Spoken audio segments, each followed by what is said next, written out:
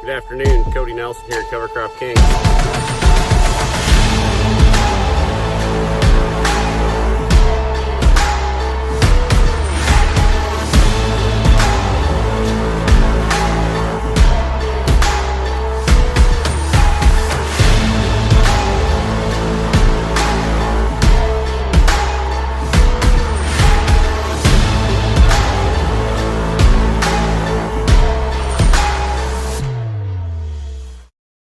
Just wanted to show you a couple things out here where we were bale grazing. It's March 7th right now. The snow's starting to melt and we got some water flowing. It's kind of a little mucky, but I wanted to just show you a few observations. I was just walking out here checking to see what it looked like back here down in the bottom of the river valley, and just wanted to show you a couple things. First off, this has nothing to do with bale grazing, but notice March 7th, snow, and we got green coming up already. There's green all over the place. If you start to really pay attention to this, you see a lot more of it. So this is an area we tried to hit just with a few different types of bales. We had two different types of grass hay here, and then we tried a bale of corn stalks as well. But anyways, you can see what that looks like. We'll come back here this summer and show you that again. Now we won't want to come back there for a while yet, so if we didn't get quite as good a trampling as we typically do, we might try to do a little bit of mowing or brush clearing here, but I don't want to do too much of that. So here's another spot. I typically like to bale graze when I'm bale grazing in the kind of on the edge of the timber here. I really like to get into areas where I know I'm not growing great grass. Now it looks like there's a lot more ice than there is, but there's a foot of snow underneath that, so it keeps it up. You're going to see that on all of these. One crucial thing about coming back here to do this, or to check on this stuff, we had some bales that were pretty iced up. You can see I still got some net wrap. I got to get that net wrap peeled out of there and do that as soon as I can. I'll come back after we get done with this video and peel that out. You can kind of see what it looks like when we're done. Just want to show you a few more. This one's pretty interesting. There again, there's not that much hay there. As you see, there's a lot more snow underneath of it. It looks much worse than it actually is.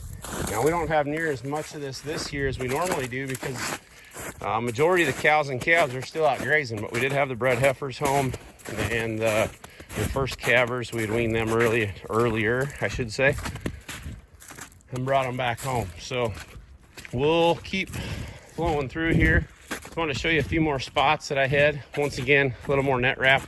Couldn't get off the bales when we were feeding. We try to always get it off, but it doesn't happen all the time.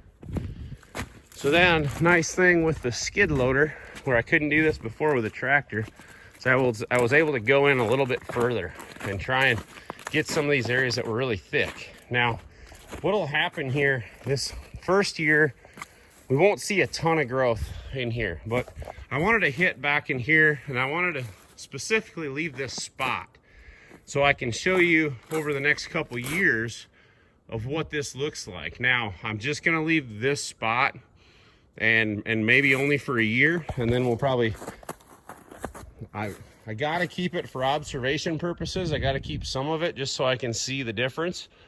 But I also know we're gonna wanna get through and not have a lot of this brush here. So you can see we didn't get it all killed, but we did really thin it out. And like this branch here, as you can see, I could just about assure you this will not come back next year. And I know like that one will definitely not come back. And there was a lot more where we set the bale here. So we'll bring this back to you. And if you've been following us, you've seen some of the examples, you've seen some of these videos already, but the goal here is to increase grass production on these acres, and we generally don't see a lot of grass production right through here. This gets kind of overgrown with brush, and we do not see a lot of growth. So that's one thing we really want to get accomplished, and ultimately we're trying to increase profit, and one way of doing that is by letting the cattle spread their own manure. So we come out here, we feed them out in different spots every time. That's very crucial. We get pretty close, but I never feed two bales in the same spot.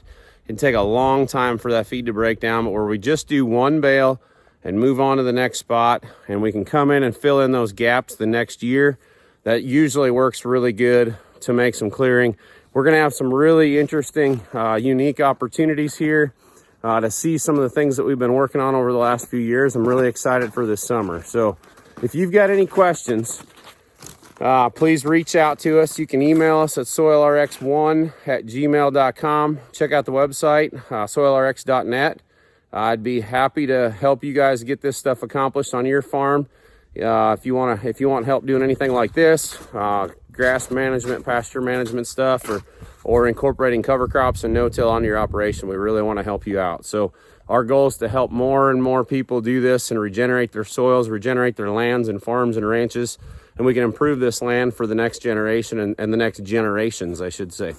So make sure you like the video, hit subscribe. We really appreciate it. We're going to keep bringing you these videos, and have a good spring. We're pretty excited. Things are warming up, and we're excited to get out there and start getting some small grains in. So you guys have a good day. Talk to you soon.